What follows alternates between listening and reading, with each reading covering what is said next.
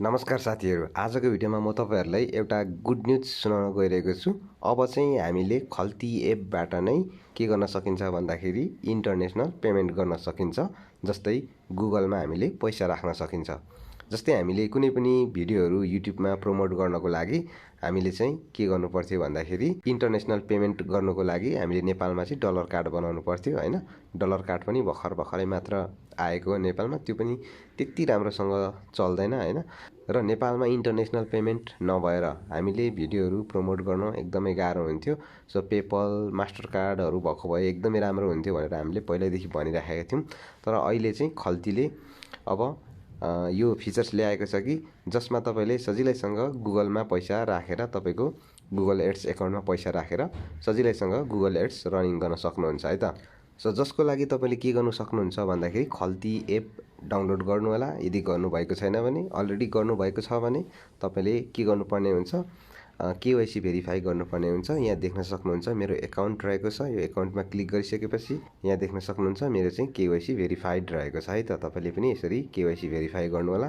KYC verify कसरी गर्ने भनेर आउँदैन भने मैले अलरेडी भिडियो बनाएको छु, माथि आई बटनमा क्लिक गरेर हेर्न सक्नुहुन्छ। डिस्क्रिप्सनमा पनि यसको लिंक पाउन सक्नुहुन्छ है त। सो यसरी तपाईले खल्तीमा एकाउन्ट बनाइसकेपछि केवाइसी भेरिफाई गर्नु होला। केवाइसी भेरिफाई गरिसकेपछि तपाईको खल्ती एकाउन्ट चाहिँ एकदमै भेरिफाइड बन्छ। त्यसपछि तपाईले अब यहाँको सम्पूर्ण कुराहरू चाहिँ के गर्न सक्नुहुन्छ, युज गर्न सक्नुहुन्छ है त। सो खल्ती एकाउन्ट बनाइसकेपछि अब तपाईले यहाँ तल देख्न सक्नुहुन्छ, यसरी स्क्रोल डाउन गरेर अलिक तल आउनु होला। अलिक तल आइसकेपछि यहाँ तल एउटा तपाईले अप्सन देख्न सक्नुहुन्छ, पपुलर सर्भिस भनेको छ। यो पपुलर सर्भिसमा आएपछि तपाईले यहाँ देख्न सक्नुहुन्छ गुगल एड क्रेडिट टपअप भनेको छ। यहाँनिर तपाईले चाहिँ क्लिक गर्नुपर्ने हुन्छ। ओके, यहाँ क्लिक गरिसकेपछि तपाईले देख्न सक्नुहुन्छ गुगल एड क्रेडिट टपअप भनेको छ। As per the law of the government of Nepal withholding tax reverse TDS 17.65%, digital tax 2% and VAT 13% are levied in addition to the account maintenance fee for any enquiries please call भनेको छ।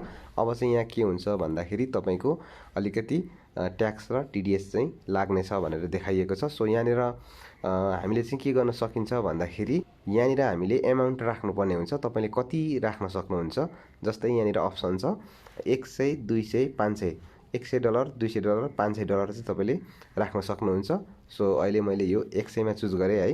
100 मा choose गरिसकेपछि हामीले चाहिँ कति नेपाली रुपैयाँ तिर्नुपर्ने हुँदो रहेछ भन्दाखेरि $100 राख्नको लागि हामीले 19,485 चाहिँ तिर्नुपर्ने रहेछ। सो महँगो चाहिँ एकदमै महँगो हुन जाँदो रहेछ हैन। तर पनि पछि गएर यो घट्न सक्छ। अहिले सुरुमा अलिकति धेरै ट्याक्स लागिरहेको छ, यहाँ माथि तपाईले देख्न सक्नुहुन्छ है त।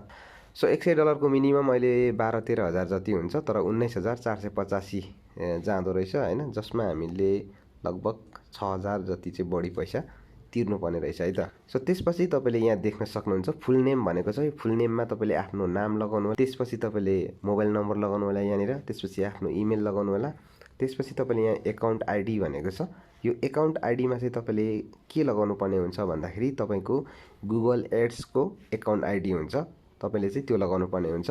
अब मैले चाहिँ गुगल एड्स एकाउन्ट बनाएको छैन, तपाईले बनाउनु भएको छ भने हैन के गर्न सक्नुहुन्छ, त्यहाँ तपाईले चाहिँ त्यो प्रोफाइलमा जानु होला, गुगल एड्सको प्रोफाइलमा। त्यहाँ गएपछि तपाईको एकाउन्ट आइडी भनेर देखिन्छ।